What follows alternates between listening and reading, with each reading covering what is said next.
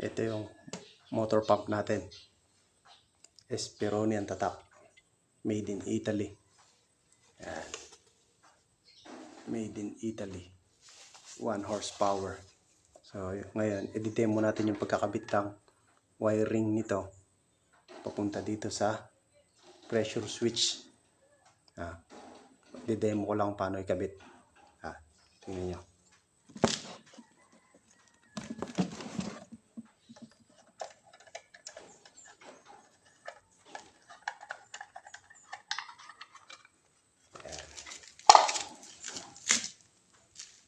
Bali yan. 3 wire siya. Itong kulay green na may stripe na yellow.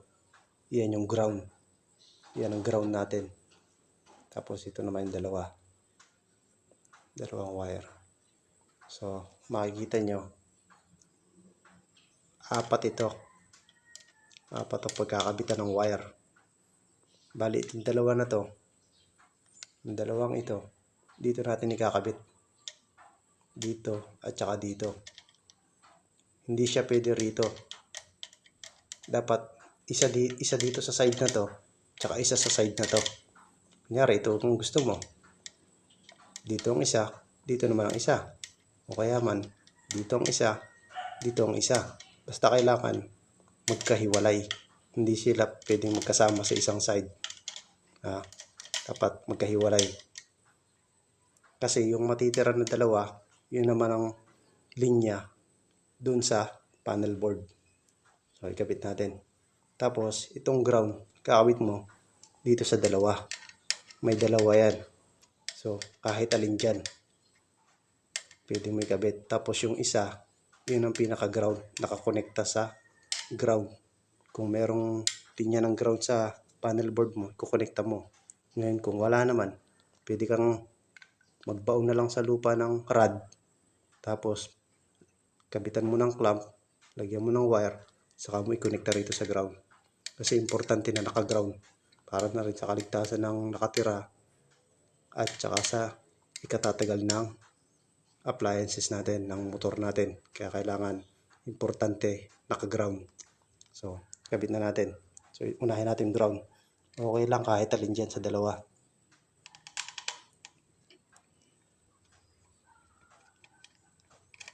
Yan. So ipasok muna natin. Merong butas siya dito. Yan. May butas siya rito. Yan. So isuksok muna natin. Yan. Tapos unahin natin yung ground.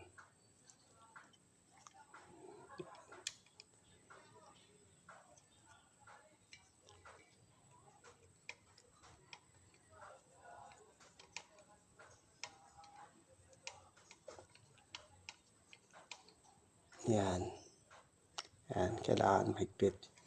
Tapos ito yung dalawa. Yan. Dito o dito. O kaya dito o dito. Pwede kahit magkapalit-palit. Basta sabi ko nga, isang wire kahit alin dito sa dalawa na to. Itong isang wire kahit alin sa dalawa na to. Basta magkahiwalay sila. So dito ko na lang ilalagay. Ayan.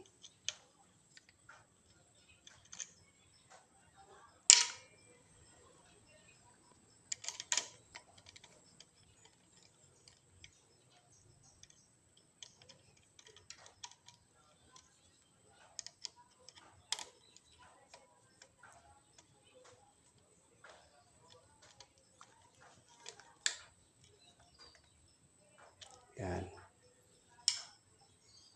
Tapos itong isa dito.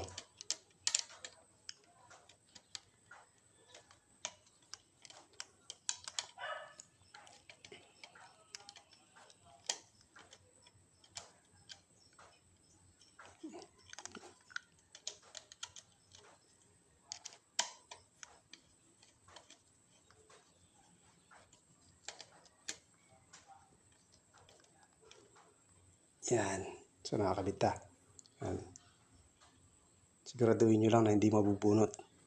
Yan.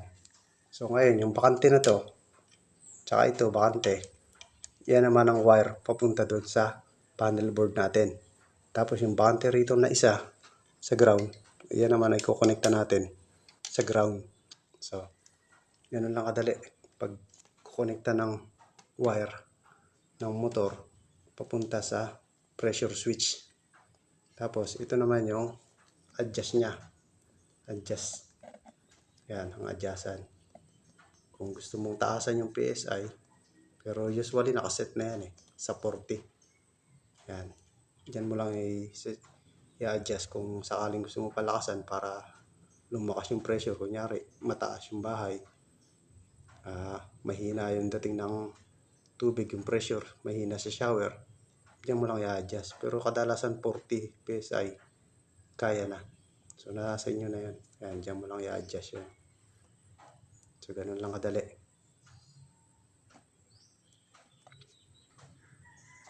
So, balikin natin yung cover. Yan. Bali dito sa cover, meron din naman siyang instruction. Ayan, nakasulat dyan. Yung sa motor na dalawang wire at saka yung sa linya ng bahay, yung line 1, line 2. O kaya man line 1 o neutral. Tapos sa baba yung ground. Ayan, makikita nyo naman din. So, balik natin yung cover.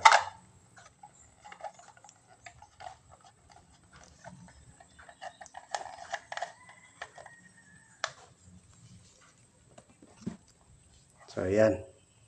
Nakakabit na yung wire natin. Ito na rin yung pressure gauge. So, dito naman yung papunta sa bladder tank, sa pressure tank natin. Tapos, dito naman magkukonekta yung papunta sa pag-supply sa bahay. Diyan. Okay. Ganun lang kadali.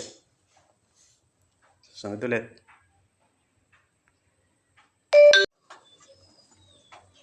Natuluyan na yung ginawa nating poso. Ni-repair natin ng isang araw. Pinalitan natin ng goma sa loob. Kaso, ngayon bumigay na. Natanggal na. Sa katagalan, natanggal na yung pinaka-handle niya. Yung tubo. Nasira na. Kaya, bukas magkakanbas ako kung magkano yung poso. Ayan, medyo matagal na rin naman to Sulit na yung serbisyo. Panahon pa ni kupong-kupong Ayan. Kaya bukas magkakanbas tayo. Ayan, makapalitan na yung filter natin. Pinagbabawal na technique. Papalitan na ng bago. Ayan. Bukas update ko kayo kung magkano yung mabibili ko na poso.